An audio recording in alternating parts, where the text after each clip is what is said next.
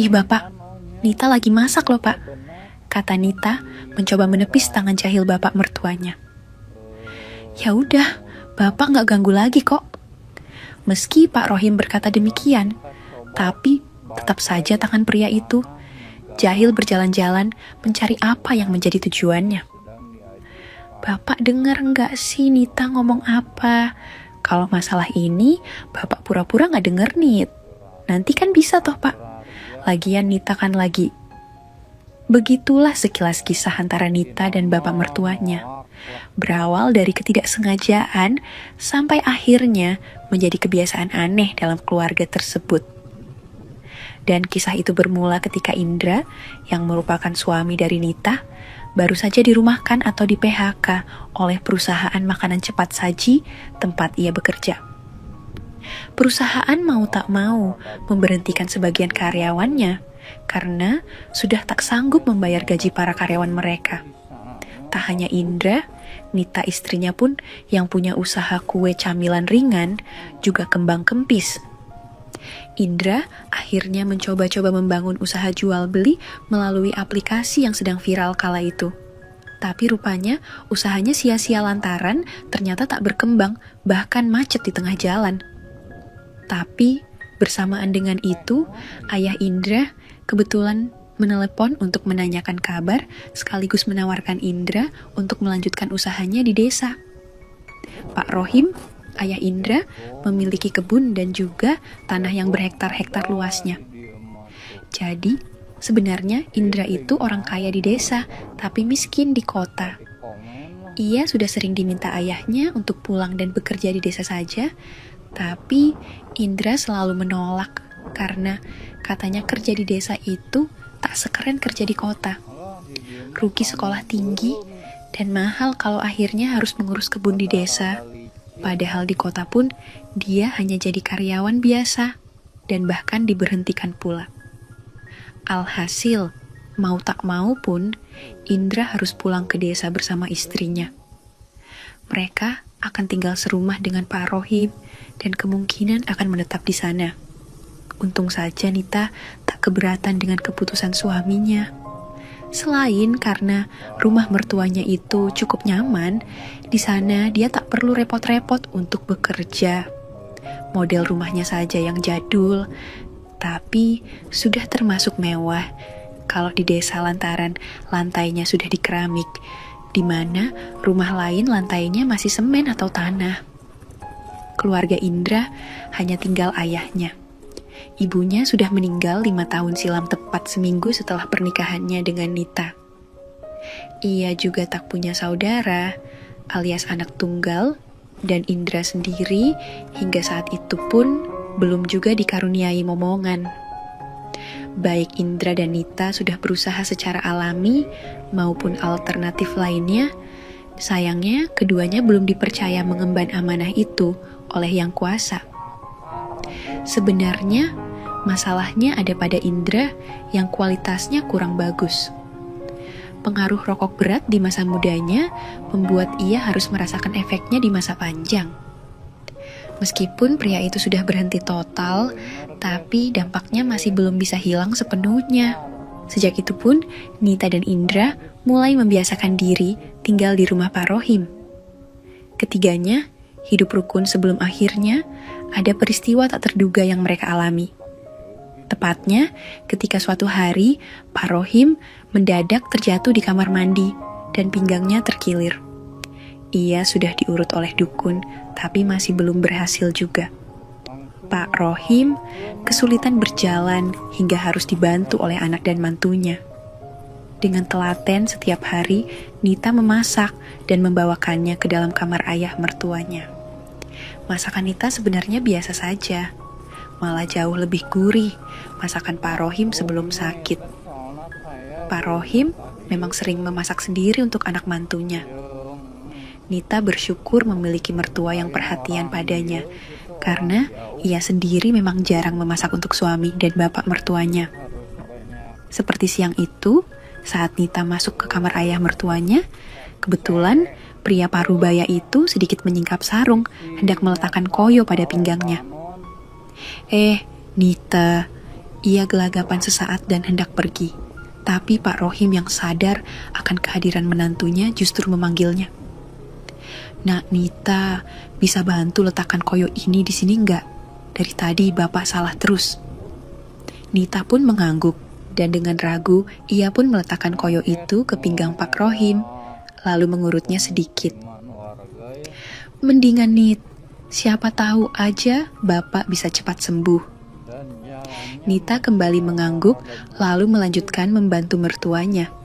Dan rupanya, berkat bantuan tersebut, pinggang Pak Rohim mulai sedikit membaik. Nita tak tahu kalau dia ada bakat mengurut.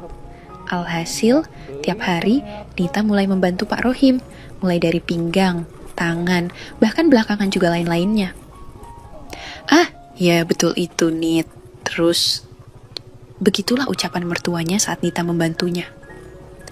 Bantuan Nita rupanya tak hanya menyembuhkan pinggang Pak Rohim, tapi entah kenapa juga menghadirkan keinginan tersembunyi dalam diri mertuanya. "Pak, ini kok..." Nita terheran ketika tanpa sengaja mendapati perahu di balik layar yang tiba-tiba hormat saat ia mengurut kaki mertuanya. Pak Rohim tak langsung menjawab dan malah memperhatikan wajah Nita yang tersipu. Entah mengapa ia jadi gemas pada menantunya itu. Memang wajah Nita masih cantik, meski sudah jarang menggunakan skincare. Apalagi dengan postur yang ideal membuat siapapun akan kagum memperhatikannya. Sementara Nita sendiri sebenarnya juga mulai terpesona. Bahkan sejak ia diminta membantu mertuanya sejak pertama kali. Meski sudah berkepala 5, tapi karisma dan wajahnya masih tampak berwibawa, bahkan jauh jika dibandingkan dengan suaminya. Sejak hari itu, Nita makin sering membantu mertuanya. Pekerjaan itu ia kerjakan di siang hari saat suaminya berkebun. Bahkan ketika Pak Rohim sudah merasa pulih total, tetap saja pria itu berpura-pura sakit di hadapan Indra dan orang lain. Tak lain, agar ia tak perlu kerja dan Nita akan terus merawatnya. Tak hanya mengurut dengan tangan, tapi kadang Nita juga mengurut dengan lain-lainnya. Dan hal itu membuat Pak Rohim akhirnya kembali mengingat masa-masa yang memang lama, tak dilewati dengan mendiang istrinya. Memang selama 5 tahun menduda, ia tak pernah akrab dengan wanita manapun. Sebenarnya, banyak janda yang antri untuk menjadi pengganti mendiang istrinya. Tapi, beliau selalu menolak dengan alasan ingin setia pada mendiang istrinya. Padahal sebenarnya, Indra pun tak keberatan jika saja ayahnya ingin berkeluarga, berharap nanti ada yang menjaga dan merawat sang ayah di akhir hayatnya. Namun siapa sangka, Pak Rohim justru terpesona pada Nita. Seperti pagi itu, setelah Indra berangkat berkebun, Nita segera menyiapkan sarapan untuk Pak Rohim. Hal itu sudah menjadi kebiasaannya. Pak Rohim akan menunggu Nita di kamar, membawakannya sarapan sekaligus membantu langkah-langkah pemulihan. Tapi rupanya berbeda dengan pagi itu. Di saat Nita sedang menata nasi di meja dapur, mendadak sebuah pelukan ia terima dari belakang. "Ih Bapak, Nita kan lagi masak." "Iya ya, Bapak nggak akan ganggu kok." Meski Pak Rohim berkata tak akan mengganggu, tapi tetap saja pria itu melanjutkan kejahilannya. "Bapak dengar enggak sih? Nita ngomong apa? Kalau masalah yang satu ini, Bapak pura-pura nggak dengar, Nit."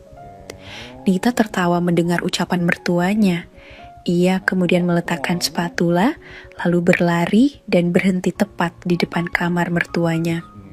Sementara Pak Rohim yang mengetahui hal itu pun terheran. "Lah, kok malah bengong, Pak?" ujar Nita membuyarkan lamunan mertuanya. Pak Rohim yang paham akan maksud menantunya lantas buru-buru menyusulnya. Rupanya di sana Nita telah menyiapkan anugerah dan masalah-masalah yang dialaminya. Dan ketika Pak Rohim hendak melangkah ke arah menantunya, lebih dulu Nita menariknya. Jika semula Nita yang kaget dengan sikap mertuanya, saat itu malah sebaliknya. Pak Rohim tak mengira jika Nita mendadak berubah tak seperti biasanya. Ketekunan dan sikap satsetnya justru membuatnya terkesima. Lantunan nada syahdu dan syair Melayu menjadi satu dalam melodi yang mendayu-dayu seiring Pak Rohim melajukan kebaikan itu pada tujuan bersama. Pria itu berusaha membawa Nita hanyut dalam aliran suasana. Berbagai teori serta metode yang lama tak digunakannya ia terapkan saat itu juga. Dan rupanya upaya tersebut tak sia-sia. Nita tiba di pangkalan udara untuk kedua kalinya disusul Pak Rohim setelahnya.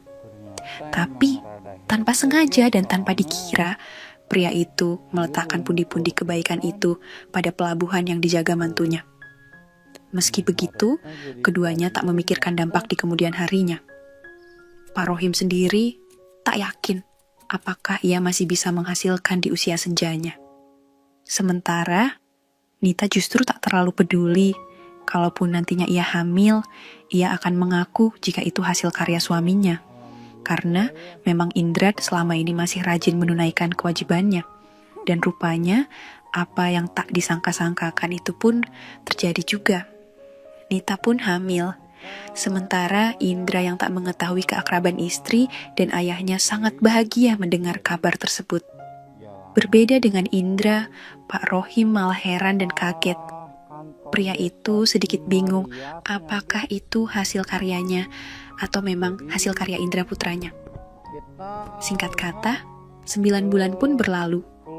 Akhirnya, pagi itu bidan desa pun sudah siaga dan segera menangani Nita. Indra yang masih berada di kebun tak mengetahui jika Nita sudah saatnya bersalin. Hanya ada Pak Rohim yang menunggu menantunya. Selama situasi tersebut, Pak Rohim mondar-mandir di ruangan untuk mendampingi menantunya.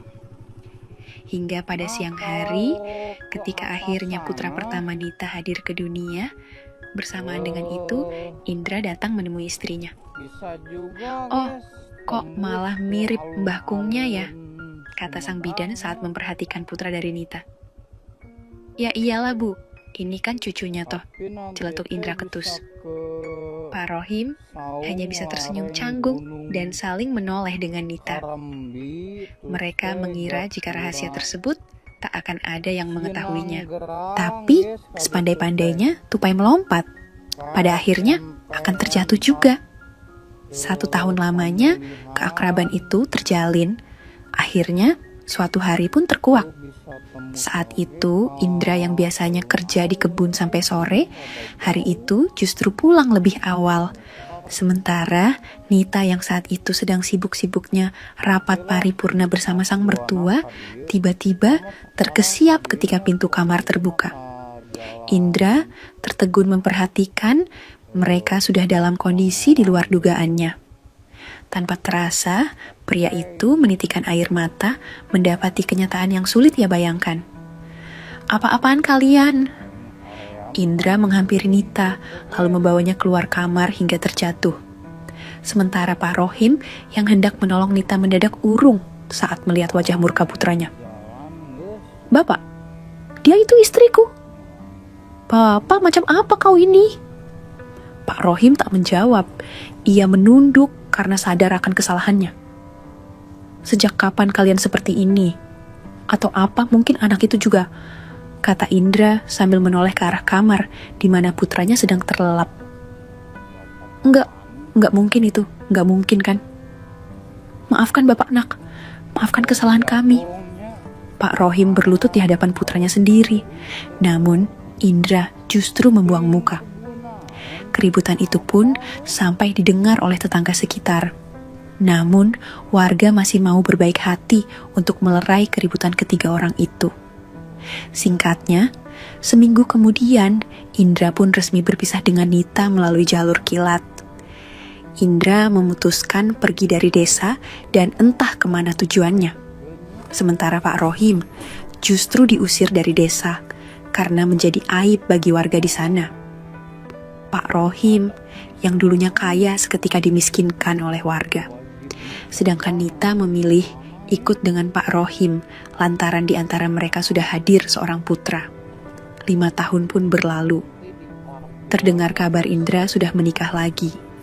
Tapi dia tidak memberitahu ayahnya dan mengaku pada keluarga istrinya jika ia yatim piatu. Sampai suatu hari, Indra mendengar dari sepupunya jika Pak Rohim, ayahnya sedang sakit. Rupanya selama ini Pak Rohim tinggal di panti jompo. Sementara Nita yang tak sanggup hidup dalam kemiskinan, akhirnya meninggalkan pria tua itu sendirian. Kabar terakhir, Nita merantau ke ibu kota, dan entah bagaimana nasib putranya. Tapi sebenci-bencinya Indra kepada ayahnya, ia tetap merasa sedih melihat keadaan orang tua satu-satunya itu. Ia memaafkan ayahnya, juga sembah sujud, minta maaf untuk memudahkan sang ayah menuju sang khalik dan juga untuk kedamaiannya sendiri. Menjelang akhir hidupnya, Indra sering mengunjungi Pak Rohim di panti jompo. Ia juga membawa istrinya untuk mengenal mertuanya. Hingga beberapa bulan kemudian, Pak Rohim akhirnya wafat dalam damai